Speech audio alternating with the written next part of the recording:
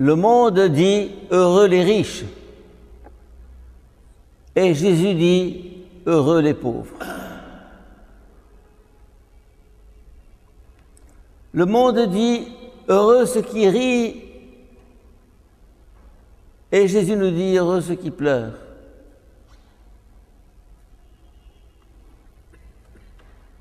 Le monde dit « heureux ceux qui ont tout ce qu'il faut pour vivre, qui sont rassasiés ». Qui ont leur frigo plein, qui ont leur compte en banque.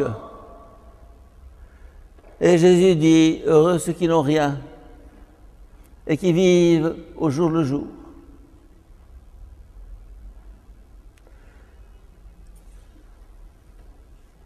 C'est le monde à l'envers. Oui. Et si ce que nous appelons l'envers était l'endroit et l'endroit était l'envers? Ça, c'est la grande révolution de l'Évangile. Les premiers seront derniers et les derniers seront premiers. Les petits seront grands et les grands seront petits. Les riches seront pauvres et les pauvres seront riches.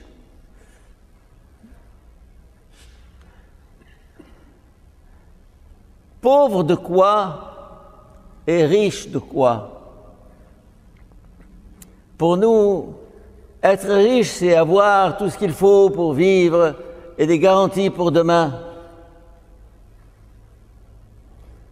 Avoir. Notre vie souvent est basée sur l'avoir, les provisions, les armoires pleines, les comptes en banque. Et Jésus nous dit, non, c'est pas ça. Avoir et être. Avoir et être.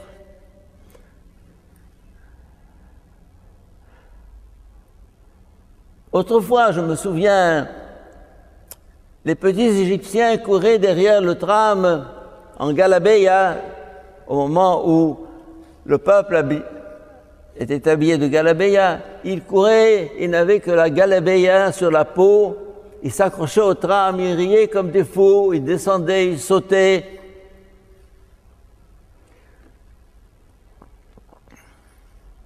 Ils avaient une joie extraordinaire. J'ai été en Inde, et là j'ai découvert ce que c'est que la joie. Un peuple, quand je l'ai visité en 81, un peuple écrasé de misère, mais les gosses étaient là, jouant dans les rues, sautant, la joie éclatait dans leur visage. Et ça ne peut pas, je ne peux pas m'empêcher de penser à certains de nos bourgeois d'Alexandrie, de nos garçons et filles d'Alexandrie, pas seulement d'Alexandrie, du Caire, d'ailleurs, ils ont tout, ils sont gros comme ça, avec un sandwich dans une main, une Coca-Cola de l'autre main. Et leurs parents croient leur donner la joie en leur donnant de l'argent et des sandwichs et tout ce qu'il faut. Et si la joie passait par la pauvreté, le vide, le dénuement, l'absence, souvent plus on a, moins on est. Et moins on a, plus on est. Être et avoir, être et avoir.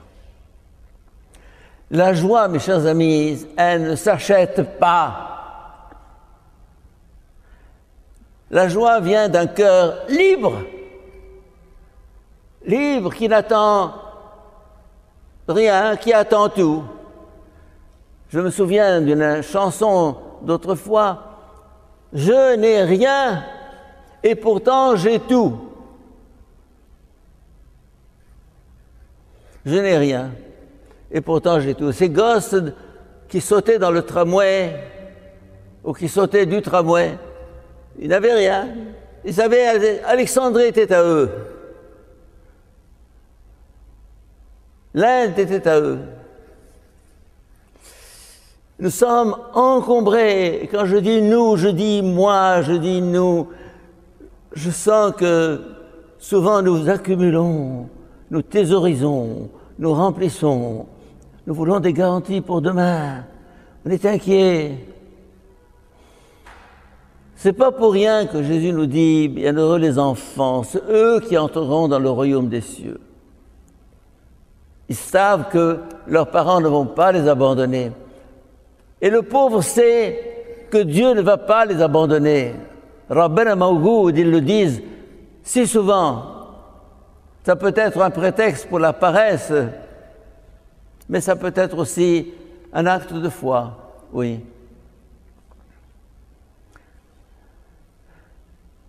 Aujourd'hui, l'Évangile, justement, nous parle heureux les pauvres, heureux ceux qui pleurent, heureux les doux.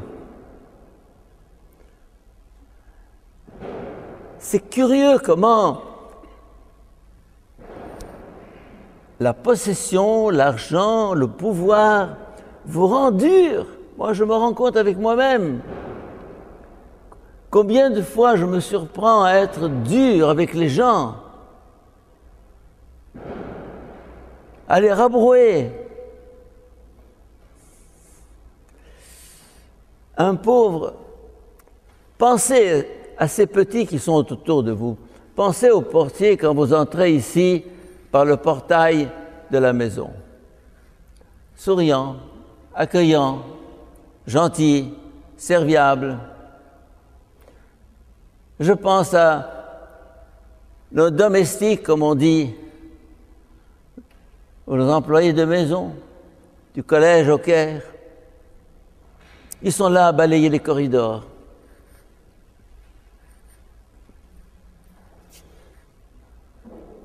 Et puis ensuite, ils font les toilettes et les salles de bain.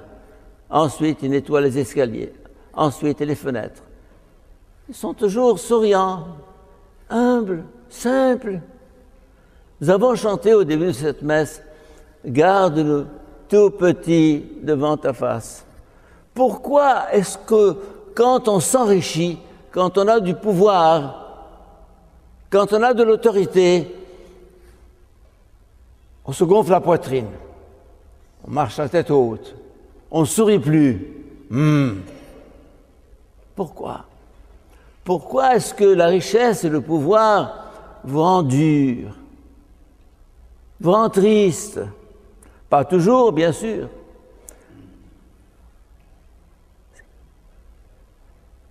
C'est quand on tombe dans le piège du pouvoir, le piège de l'avoir, le piège du savoir, le piège de la richesse.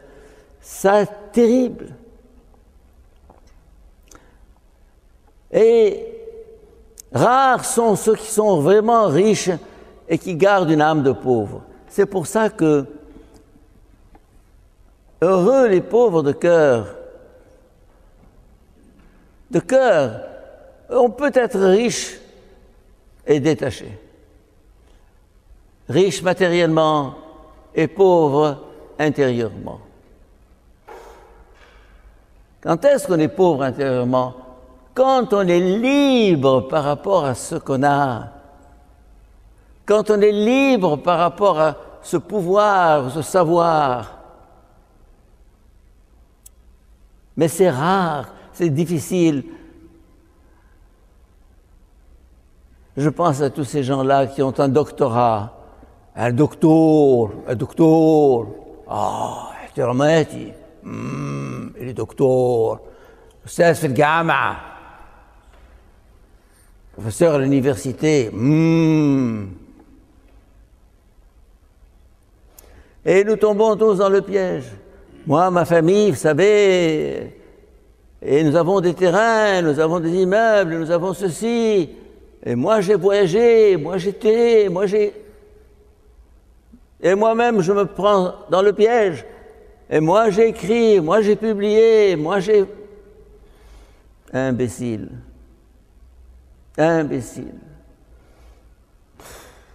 Garde-nous tout petits devant ta face, Seigneur. Ne permets pas que je lève le nez, je regarde les autres avec mépris, avec condescendance, comme si j'étais mieux qu'eux.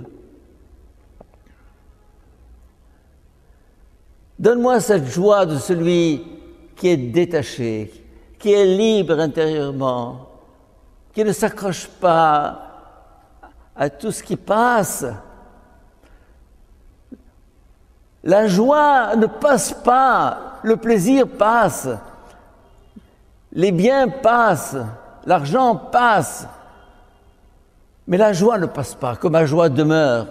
Le fameux choral de Bach, Jean-Sébastien Bach, que ma joie demeure. La joie, c'est ce qui demeure. Et c'est pour ça, aujourd'hui, Jésus ne parle pas de plaisir, il parle de joie. Et si je veux donner à mes enfants de la joie, il faut que je leur apprenne le chemin de la simplicité, de l'austérité,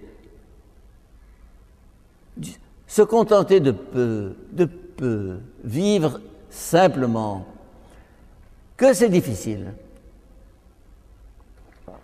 Eh bien, tout à l'heure, vous entendrez aussi un cantique. Heureux les pauvres en esprit, ils sont déjà les héritiers de mon royaume. Ils n'ont rien, ils auront le royaume. Le royaume, ça veut dire la terre entière, la terre en héritage, comme dit l'Évangile. Heureux les doux, ils auront la terre en héritage.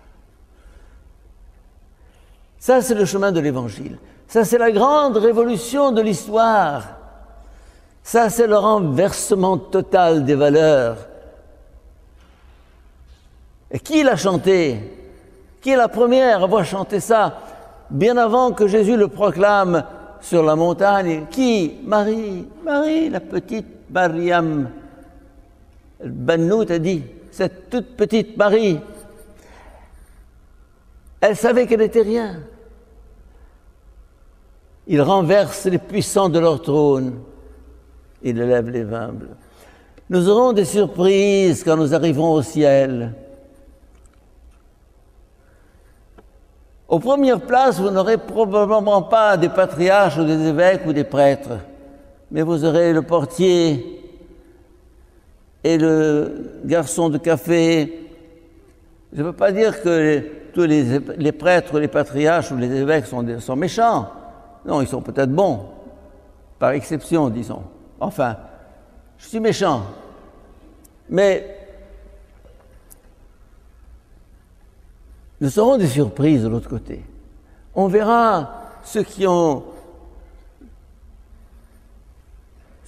reçoivent des coups d'encensoir, ceux devant lesquels on ouvre le feu rouge, qui ont des motocyclettes à côté de leur voiture et qui ont des gardes de corps.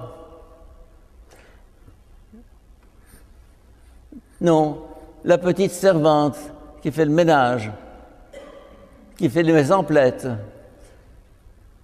Ça, c'est la véritable face de la réalité. La réalité cachée, c'est le contraire de la réalité visible. L'être et le paraître. L'être et le paraître. L'être et l'avoir. L'être et le pouvoir. L'être et le savoir. Jésus nous indique le chemin de l'être, qui est le chemin de la joie. Heureux les pauvres, heureux les doux. Le royaume des cieux est à eux. Amen.